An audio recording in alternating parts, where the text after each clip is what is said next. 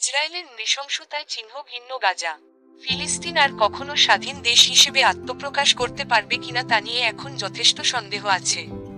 ফিলিস্তিনের এই দুর্দশা নিয়ে যারা তার শুভাকাঙ্ক্ষী এবং যারা চায় এই যুদ্ধ অনতি বিলম্বে বন্ধ হোক, তাদের এই চাওয়া কখনো পূর্ণ হবে না।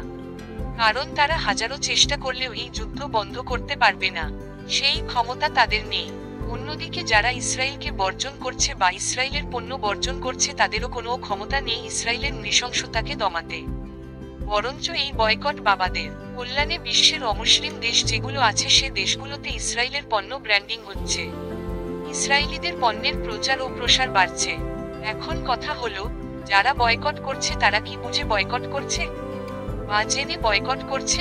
এশিয়ান মুসলমানদের একটি বড় অংশ যারা ইসরায়েলকে তাদের চিরশত্রু বানিয়েছে, তারা কি কাজটি জেনে বুঝে করেছে? এর উত্তর হলো না। তারা আবেগ তাড়িত হয়ে কেবল ইসরায়েলকে ঘৃণা করছে এবং চিরশত্রুর চোখে দেখছে।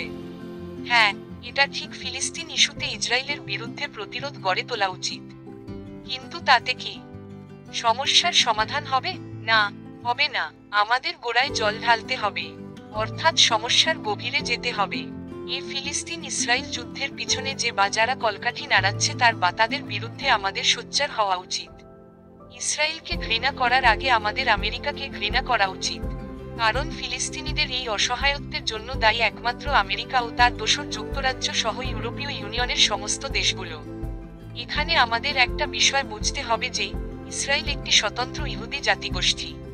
তাদের মাত্র এই একটাই ভূখণ্ড রয়েছে এই পৃথিবীতে এবং তারা নিজেদের এই ভূখণ্ডের জন্য লড়াই করে যাচ্ছে। অপরদিকে ফিলিস্তিনের অবস্থাও তাই। তারা তাদের প্রতিবেশী মুসলিম ভাইদের দেশগুলো থেকে কোনো রকম সহযোগিতা না পেয়ে একাই অস্তিত্ব রক্ষার জন্যই লড়াই করে যাচ্ছে। উভয়েরই অধিকার আছে স্বীয় অস্তিত্ব ও সার্বভৌমত্বকে রক্ষা করার। আর এ জাতীয় প্রচেষ্টায় অনেক রক্তপাত ও হানাহানি হবে, এটাই স্বাভাবিক।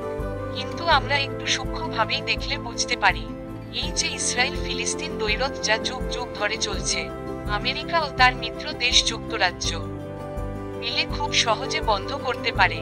কিন্তু তারা তা করেনি বা করছে না।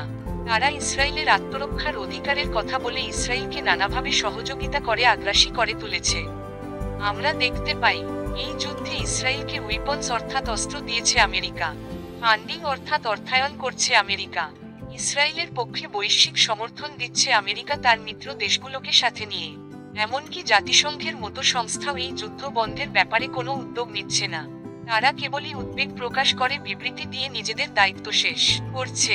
কারণ তারা আমেরিকাকে চটাতে চাইছে না। এতে করে তাদের নানান অর্থনৈতিক কর্মকাণ্ড ব্যাহত হবে।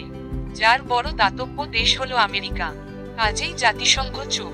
তো এইসব সহযোগিতা পেয়ে ইসরায়েল এতটা বিধ্বংসী হয়েছে। হবে নাই বা কেন? এত রকম সাহায্য পেলে শুধু ইসরায়েল কেন, পৃথিবীর যে কোনো ছোট গরিব দেশও এইরকম আগ্রাসী হতে বাধ্য। এখন অনেকে হয়তো বলবে এটা জিওপলিটিক্স, আন্তর্জাতিক রাজনৈতিক খেলা, যা আপনি বুঝবেন না। আমেরিকার পক্ষে এই যুদ্ধ থামানো সম্ভব নয়। এখানে ইন্টারন্যাশনাল ল আছে, কিংবা আরো কোনো বিষয় আছে, ইত্যাদি ইত্যাদি। তাদের উদ্দেশ্যে বলছি, আইন কাগজে কলমে সবার জন্য সমান, কিন্তু বাস্তবে নয়। রাজনৈতিক বিষয়ে আমেরিকা সবচেয়ে প্রভাবশালী, যার দাদাগিরি চলে বিশ্বব্যাপী। কাজেই জিওপলিটিক্যাল বিষয়গুলি থোড়ায় কেয়ার করে আমেরিকা চাইলেই এই যুদ্ধ, পাশাপাশি ইউক্রেন রাশিয়া যুদ্ধও বন্ধ করতে পারে। কিন্তু তারা তা করবে না। তারা তাদের রাষ্ট্রীয় নীতি অনুসরণ করে বিশ্বব্যাপী মোড়লগিরি চালাবে আর বৈশ্বিক ফায়দা লুটবে। কাজেই আমাদেরকে ভাবতে হবে আসল কালপ্রিটকে। এই বিশ্বের সমস্ত দেশে জাতিতে জাতিতে বিরোধ লাগিয়ে সমস্ত বিশ্বকে অস্থির করে রেখেছে। বিশ্বের আসল শত্রুকে, কাকে আমরা ঘৃণা করব, কার পণ্য আমাদের বয়কট করা উচিত? তার উত্তর হলো একটাই, ইসরায়েল নয়। শত্রু একমাত্র আমেরিকা এবং আমেরিকা। সবশেষে এর বিরুদ্ধে সোচ্চার হওয়ার জন্য এই ক্লিপটি বেশি বেশি শেয়ার করুন। আর এই সংক্রান্ত আরও তথ্য পেতে আমাদের এই চ্যানেল ঘুরে আসুন। পাশাপাশি নতুন ভিডিও পেতে লাইক, কমেন্ট করে সাবস্ক্রাইব করে রাখুন।